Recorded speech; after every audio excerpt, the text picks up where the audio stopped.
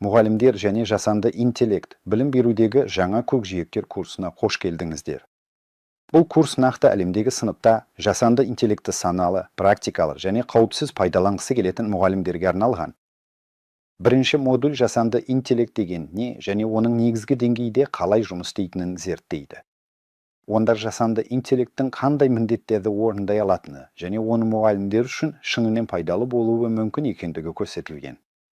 Жасанды интеллекттің мектепте және білім беру саласында қолданылуының әлеуеті арнайы қарастырылады. Техникалық бөлшектерге емес, практикалы пайдаға баса назар аударылады. Төменде мұғалімдерге қолжетімді танымал жасанды интеллект құралдарына шолу берілген. Сіз ChatGPT, Gemini, Microsoft Copilot және DeepSeek бағдарламаларын пайдаланудың нақты мысалдарын көресіз.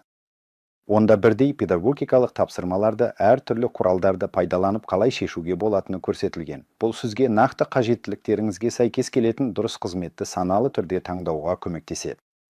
Сабақ жоспарларын, жазбаларды, тапсырмаларды және тест сұрақтарын жасау көрсетілген.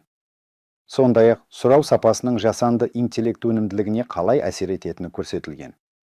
Сіз сәтті және сәтсіз тұжырымдамалардың және олардың салдарының мысалдарын көресіз. Үшінші модуль оқу материалын визуализациялауға арналған.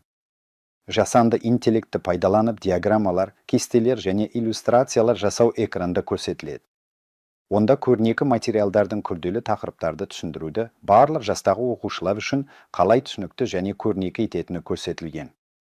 Төртінші модуль жасанды интеллектті пайдаланып презентацияны автоматтандырылған түрде жасауды көрсетеді. Гамма қызметі мәтінді дайын слайдтарға қалай түрлендіретінін көресіз. Бесінші модуль білім беру бейнелерін жасауға арналған. Онда HeyGen платформасын қалай пайдалану және виртуалды аватармен бейнелер жасау көрсетілген. Курстың соңғы модулі жасанды интеллектті пайдалану кезіндегі этикаға, авторлық құқыққа және мұғалімнің жауапкершілігіне бағытталған. Нақты әлемдегі тәуекелдер мен шектеулер зерттеледі.